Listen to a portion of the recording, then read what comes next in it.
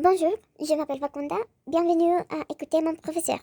Aujourd'hui, je jouerai le rôle de médiateur dans ce débat animé par Felipe Martinez, enseignant du préscolaire à l'école Gimnasio Moderno, et Isabella Marin, enseignante du secondaire à l'école El Pajarito.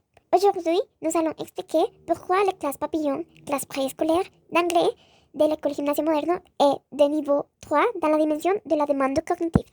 Bonjour, je m'appelle Philippe Martinez et aujourd'hui je vais vous expliquer pourquoi la classe est dans l'école Gymnasium Moderne dans la dimension de l'éléments cognitifs et sociales à partir au niveau 3. Et pour commencer, les interactions qui ont eu lieu entre eux étaient fluides et constantes à la fois.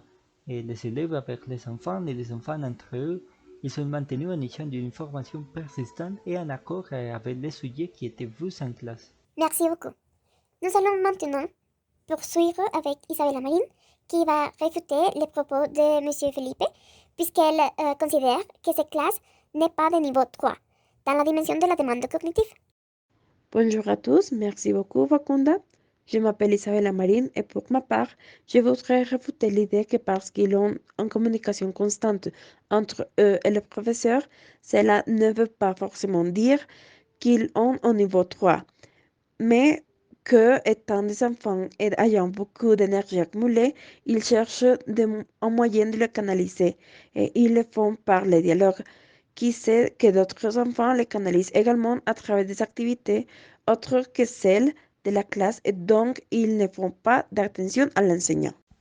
Non, car au-delà d'une communication constante entre eux, les sujets proposés par l'enseignant et les montrant est très attentifs aux activités et aux décisions prises, aux instructions fournies et en cas de questions, ils sont capables de faire savoir à l'enseignant ce qu'ils ne comprennent pas et poursuivre les cours sur l'activité. Merci beaucoup, Felipe. Isabella, avez-vous quelque chose d'autre à dire? Oui, je me demande comment les professeurs savent-ils que les élèves n'ont vraiment pas compris. Si nous parlons des petits enfants qui savent à peine comment exprimer qu'ils veulent aller aux toilettes ou qu'ils veulent manger des biscuits, comment font-ils savoir à l'enseignant les doutes qu'ils ont et comment l'enseignant sait-il ce qu'ils veulent vraiment dire? Et la vérité est que l'enseignante a atteint un point où elle les connaît déjà très bien. Il faut bien connaître les élèves pour pouvoir proposer et bien exécuter une activité pour la classe. Si vous ne connaissez pas vos élèves et que vous leur proposez une activité qui ne correspond pas à eux, et à leur intérêt, à ce qui est destiné à ce public. Ils ne comprendront pas et ils seront distraits et ils se nuiront et puis les cognitifs les demandes cognitives, il aura été trop faible pour eux. Et cette activité aura été inutile, aussi bien planifiée soit-elle. Et, le fait est que les étudiants aiment ça. Remet également en question, d'une certaine manière, ce qu'ils savent et qu'ils pensent pouvoir faire.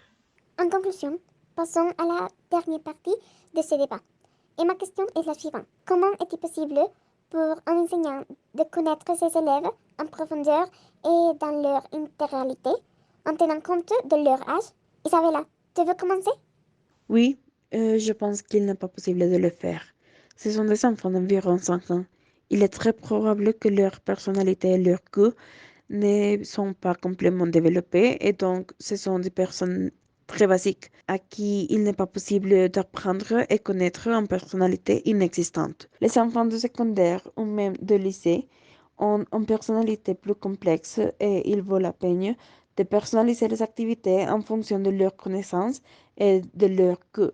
Les enfants d'âge préscolaire ne sont pas difficiles de connaître. Ils n'ont pas leur propre goût et en outre, si l'activité a beaucoup de couleurs et d'images, ils seront ravis.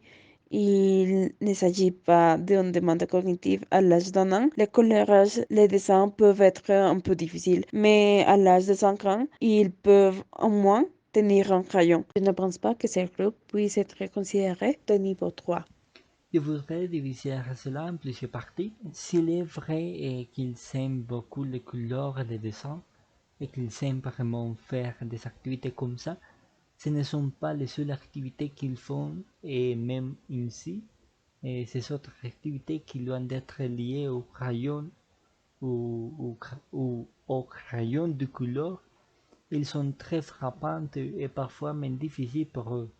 Deuxièmement, et même réaliser des activités comme tenir une couleur leur est difficile puisqu'ils sont encore en train de pouvoir garder en vos mains et en bonne écriture ou bien écrire leur nom correctement. Et ceci, bien que cela puisse nous sembler très simple, est une compétence qu'ils apprennent à perfectionner et qu'ils aiment vraiment faire. Et le fait qu'il s'agisse d'une activité stimulante pour eux ne signifie pas qu'elle est négative ou qu'ils préfèrent ne pas le faire. Vous avez également demandé comment l'enseignant a fait connaissance avec les élèves et je vous laisse le soin de la faire dans la carte d'interaction suivante qui est très facile à comprendre. Et les élèves se parlent, mais l'enseignante le parle aussi et reçoit une réponse de sa part. De cette façon, il y a un retour de chacun et une communication plus large. L'enseignant connaît les enfants et les enfants sont libres de s'exprimer comme ils le souhaitent. C'est la fin du débat. Et en conclusion, la classe préscolaire Papillon est en niveau 3 dans la dimension de la demande cognitive pour les raisons mentionnées ci-dessus. Nous vous remercions de votre attention et nous espérons que vous continuerez à nous rejoindre dans les prochains chapitres. Au revoir!